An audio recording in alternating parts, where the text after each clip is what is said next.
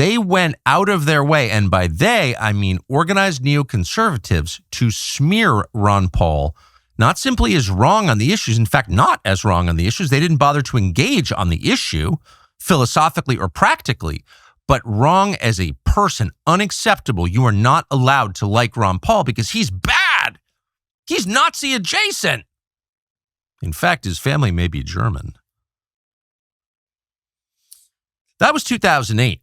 By the time Ron Paul, totally undeterred, by the way, ran for president again in 2012, they were foaming at the mouth, not because the Ron Paul movement had become huge or inevitable. He was never in danger of being elected president, but because his decency itself was his calling card. Ron Paul was clearly not a bad person, no matter what they said about him, and his ideas made a kind of inherent sense.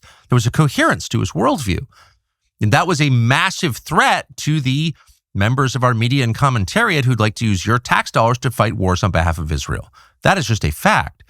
And so the reaction to Ron Paul in that campaign was, how to put it, over the top. For example, here was a young Ben Shapiro live tweeting a Republican debate that year that included Ron Paul.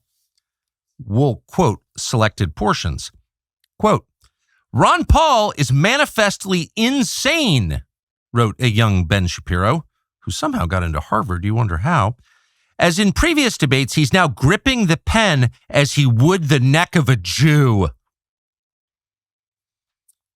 Imagine writing that about somebody, accusing someone of wanting to murder, in fact, strangle to death, quote, a Jew. That's a pretty serious thing to say about a person. In fact, that's slander. And on what basis did a young Ben Shapiro of Harvard, fresh off his deal with Facebook, which he got somehow, on what basis did he make such a claim? Well, on none. Ron Paul never attacked the Jews, has never attacked the Jews. I bet my house Ron Paul has never had an unpleasant thought about the Jews or anyone else. Again, you'll judge for yourself in just a moment. But that played no role in Ben Shapiro's slander. Again, this is December 15th, 2011, Ben Shapiro live tweeting. "Gingrich almost drops his pen. Ron Paul grabs it and wrings it like the neck of a Jew." Rick Perry had the memorable moments of the evening other than Ron Paul's corpse leaning toward the grave and strangling the Jews. Again, Ron Paul says sentiment is mixed about Israel and taking action against Iran. Does Ron Paul know a Jew? You could go check the transcript. Probably unlikely Ron Paul used the word Jew. He wasn't talking about Jews. He was talking about the nation state of Israel, the secular country with borders and a military and a government and a very sophisticated lobbying arm of which Ben Shapiro was a part, trying to get the U.S. taxpayer to foot the bill for another one of its wars. It's that simple. And he objected, and everyone else on stage, of course, was for it. Newt Gingrich obediently getting behind Israel, as always. He knows who pays the bills. But Ron Paul, who doesn't really care about money, doesn't believe in fiat money anyway, standing apart, independently saying, I don't think this is a good idea. And Ben Shapiro, among many others, attacking him as an anti-Semite. Whoa. So I guess as you assess this, you see that this isn't the first time this dynamic has been in play in this country. In fact, it's been in play every single time anyone in the professional commentariat dares to question the military alliance between the United States and this foreign country and the wars that the United States is fighting on its behalf. That is somehow an attack on an entire religion or on an entire people. That, of course, is slander. It's untrue. It will inevitably get people killed when you say that, but they say it anyway because it's effective. So they hated Ron Paul. And a big part of the reason is because he opposed their wars. But there's another reason. It wasn't just on foreign policy that Ron Paul made people mad. What really enraged the entire Washington, D.C. commentary class about Ron Paul is that he was right. Not that he was lying, not that he was hateful, not that he was a secret racist or Nazi. All untrue, but they wouldn't care if those things were true. What really made them mad is that Ron Paul precisely crisply and honestly diagnosed the problem and predicted the result years in advance. Ron Paul, in political terms, is what we call a prophet. And if there's one thing we know about prophets, is that they usually get stoned to death by angry crowds. In fact, almost always. People hate being told the truth about future events, particularly when they're implicated in the causes of those disasters. They just hate it. Nobody wants to hear about how they're on the wrong path. And so people who call it early are 100% of the time hated for it. They're not rewarded. They're not given some prize. There's no Nobel Prize for predicting the future. There's only a jail sentence or slander from Ben Shapiro and Jeffrey Epstein's friends, the New Republic, and the rest of the liars.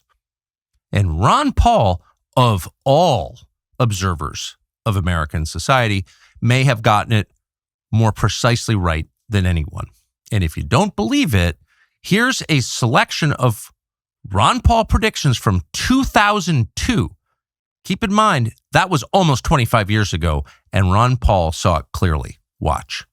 Mr. Speaker, our government intervention in the economy, the private affairs of citizens, and the internal affairs of foreign countries leads to uncertainty and many unintended consequences. Here are some of the consequences about which we should be concerned. I predict U.S. taxpayers will pay to rebuild Palestine, both the West Bank and the Gaza, as well as Afghanistan. U.S. taxpayers paid to bomb these areas, so we will be expected to rebuild them.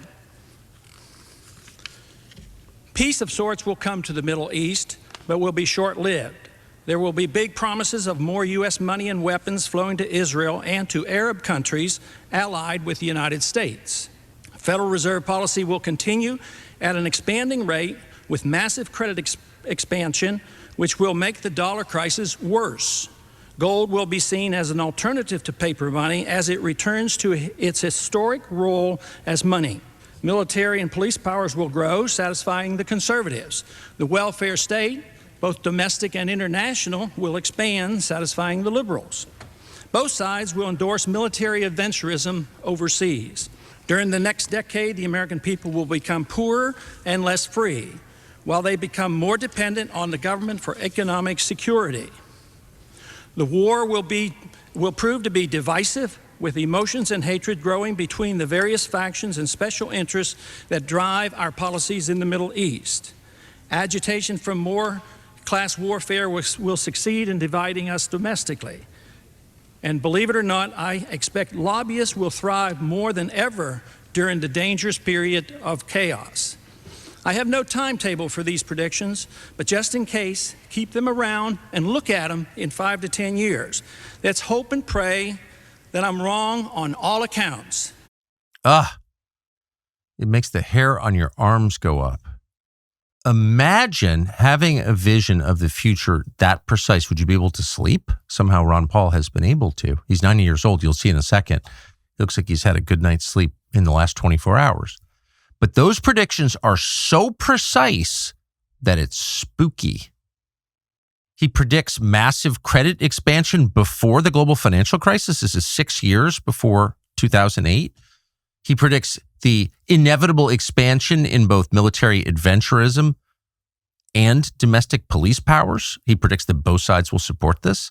He predicts that the dollar will become weaker and the gold will rise in compensation. He predicts every major trend of the last 25 years precisely. And so you have to ask, how did he do that? He's not into witchcraft. He's a conventional Protestant Christian. He doesn't have a gypsy telling him the future. No, instead, he relies on principles that he believes in and a very simple moral framework.